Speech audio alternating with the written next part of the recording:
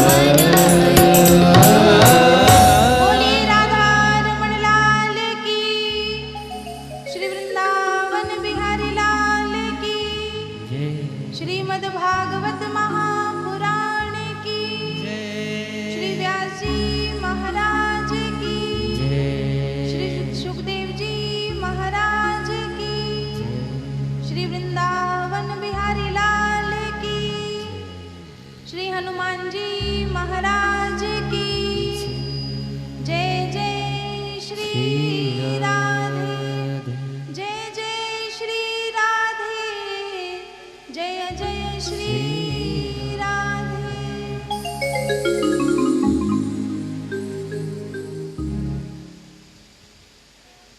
अकारण करुणा वर्णाले भक्त वांछा कल्पतरु अनंत कोटि ब्रह्मांड नायक मर्यादा पुरुषोत्तम श्री राम, लीला पुरुषोत्तम श्री कृष्णचंद्र जी महाराज, भगवत कथा के परम रसिक श्री हनुमान जी महाराज, श्री वेद व्यास जी महाराज, परमहंस शिरोमणि श्री सुखदेव जी महाराज, कथा में उपस्थित समस्त श्रोतागण, भक्ति स्वरूपा माताएं बहनें, आप सभी के हृदय में विराजमान मेरे परम आराध्य श्री राधा माधव के श्री चरणों में व्यास गद्दी की ओर से मेरा शत शत प्रणाम नमन वंदन। परम मंगलमय भगवत स्वरूप श्रीमद् भागवत महापुराण ज्ञान यज्ञ के सप्ताह के अंतर्गत कल आपने भागवत के महात्म का श्रवण किया। आइए अब श्रीमद् भागवत का मंगलमय शुभारंभ करते हैं, जिसमें 18,000 श्लोक, 335 अध्याय और 12 स्कंद हैं। प्रथम श्लोक में श्री वेद व्यास जी महाराज मंगलाचरण करते हैं। आइए हम सब भी अपने अपने आराध्य, अपने अपने इष्ट का ध्यान करें।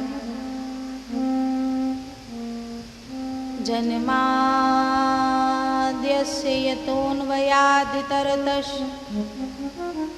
चार्थेष्वभिज्ञः स्वराट् तेने ब्रह्महृदाय आदिकवये मुह्यन्ति यत् सूरयः तेजो वारिमृदां यथा विनिमयो यत्र त्रिसर्गो मृषा धाम्ना स्वेन सदा निरस्तकुहकं सत्यं परं धीमहि। सत्यम परम धीमहि। हमारे सनातन धर्म के जितने भी शास्त्र हैं, प्रत्येक शास्त्र में जब किसी ग्रंथ का शुभारंभ किया जाता है तो किसी देवता विशेष की स्तुति की जाती है। किसी शास्त्र में राम जी की स्तुति की गई है, किसी शास्त्र में कृष्ण जी की स्तुति की गई है, किसी शास्त्र में हनुमान जी की स्तुति की गई है, किसी शास्त्र में शंकर जी की स्तुति की गई है। पर केवल भागवत शास्त्र ऐसा है जिसके प्रारंभ में व्यास जी ने किसी देवता विशेष का नाम लेकर के स्तुति नहीं की। व्यास जी ने लिखा है सत्यम परम धीमहि। भागवत में यदि स्तुति की गई है तो सत्य की, वंदना की गई है तो केवल सत्य की। अब प्रश्न ये है कि वो सत्य क्या है, तो हमने कल निवेदित किया था, जिसका मूल भी सत्य है, मध्य भी सत्य है और अंत भी सत्य है, जो त्रिकाला बाधित सत्य है, वही परम पिता परमात्मा भगवान नारायण ही परम सत्य है, जो इस सृष्टि के प्रारंभ में भी थे, इस सृष्टि के मध्य में भी हैं, और जब इस सृष्टि का अंत हो जाएगा तब भी रहेंगे, और वो केवल परम पिता परमात्मा ही सत्य हैं, जो इस संपूर्ण संसार के सृजन पालन और लय के हेतु हैं, वही सत्य हैं। और श्रीमद् भागवत में भी पहले मध्य और अंत में सत्य ही प्रतिपादित किया गया है। भागवत जी के प्रथम श्लोक में अभी अभी आपने श्रवण किया सत्यम परम धीमहि, और भागवत जी का जब मध्य आता है दशम स्कंद में सत्यव्रतम सत्य परम त्रिसत्यम, और भागवत जी के अंतिम अध्याय के 19वें श्लोक में भी सत्य ही प्रतिपादित किया गया है, सत्य की ही वंदना की गई है। तो भागवत जी के आदि मध्यांत में सत्य ही प्रतिपादित है। तो भागवत जी के आदि में भी सत्य है, मध्य में भी सत्य है और अंत में भी सत्य है। कहने का तात्पर्य यह है, जो निरंतर बना रहे, जिसका कभी अंत ना हो, वही सत्य है। कुछ लोगों को ये भ्रांति है कि भागवत जी में कृष्ण चरित्र विशेष है, पर ऐसा नहीं है। यदि कृष्ण चरित्र विशेष होता तो व्यास जी लिखते कृष्णम परम धीमहि, और यदि राम चरित्र विशेष होता तो लिखते रामम परम धीमहि या शक्तिम परम धीमहि, पर व्यास जी ने लिखा है सत्यम परम धीमहि। मैं सत्य को प्रणाम करता हूँ, सत्य की वंदना करता हूँ। भागवत शास्त्र में किसी देवी देवता का विशेष नाम लेकर के स्तुति नहीं की गई है, क्योंकि यदि यह शास्त्र भी किसी देवी देवता के नाम से स्तुति की जाती इस शास्त्र में भी, तो ये शास्त्र भी किसी विशेष देवता का सूचक माना जाता। परंतु ये ग्रंथ किसी एक देवता का नहीं है, अपितु जो समस्त देवी देवता, जिस परमात्मा के विभिन्न रूप हैं, मैं उस सत्य स्वरूप परमात्मा को प्रणाम करता हूँ। मैं उस सत्य स्वरूप भगवान को प्रणाम करता हूँ। और भागवत जी में श्री कृष्ण को ही सत्य नाम से संबोधित किया गया है। दशम स्कंद में गर्भस्तुति में सत्यव्रतम सत्य परम त्रिसत्यम सत्यस्य योनिम निहितम च सत्ये सत्यस्य सत्ये मृत सत्य नेत्रम सत्यात्मकम त्वाम शरणम प्रपन्नः। तो ऐसे परम सत्य स्वरूप भगवान श्री कृष्ण के, जो माया से सर्वथा परे हैं,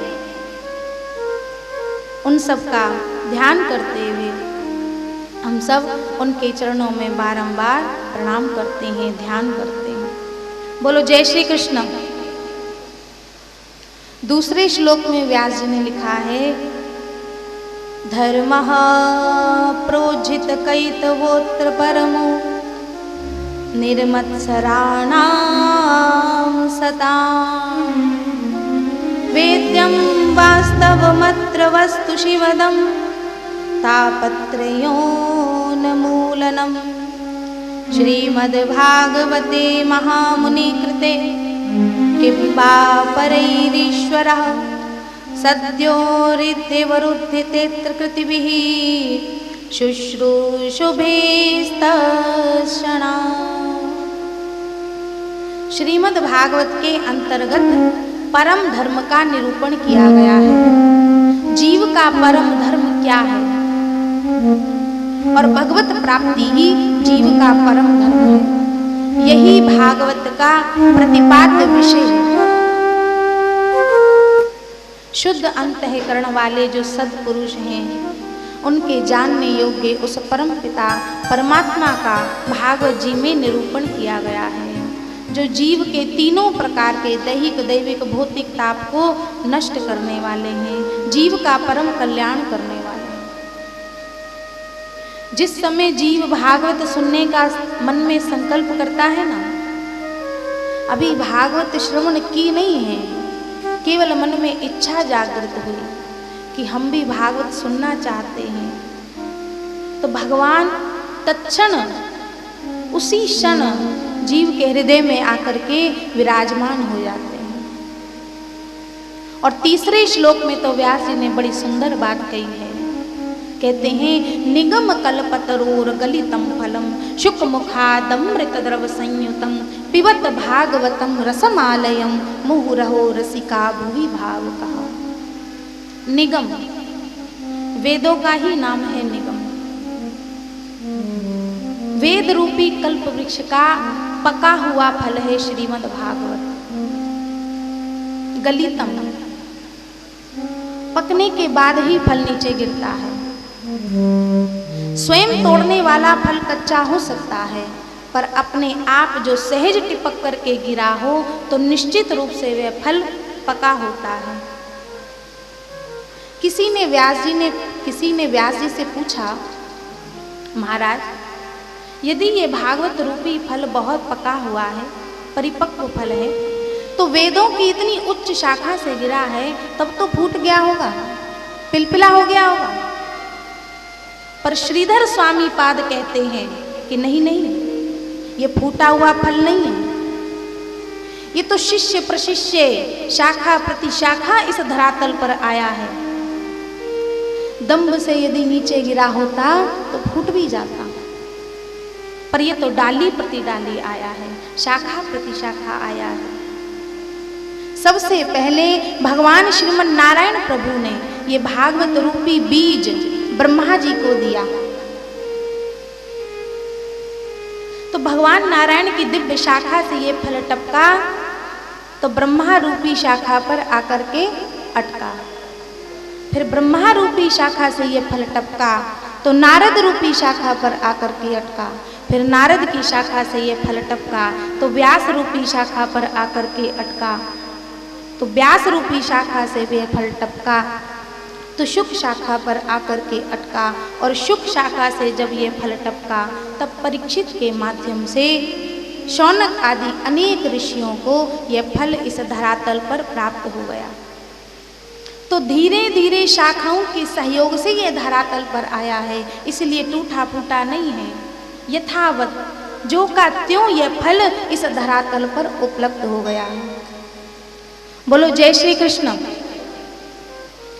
अब किसी ने कहा, महाराज फल तो आपका बड़ा सुंदर है, पका भी है, टूटा फूटा भी नहीं है, पर खट्टा निकल गया तो खट्टा फल अच्छा नहीं लगता, मीठा होना चाहिए। तब व्यास जी कहते हैं, ये भागवत रूपी फल एकदम मीठा है, इसकी गारंटी है। ऐसे कैसे आप महाराज आपके कहने से मान लेंगे कि गारंटी है, कोई प्रमाण दीजिए। तो व्यास जी कहते हैं, ये भागवत रूपी फल एकदम मीठा है, इसका प्रमाण ये है कि फल का उत्तम पारखी तोता माना जाता है। तोता जिस फल में चोंच मार देना, तो निश्चित रूप से वह फल मीठा होता है। इसके भी दो कारण हो सकते हैं।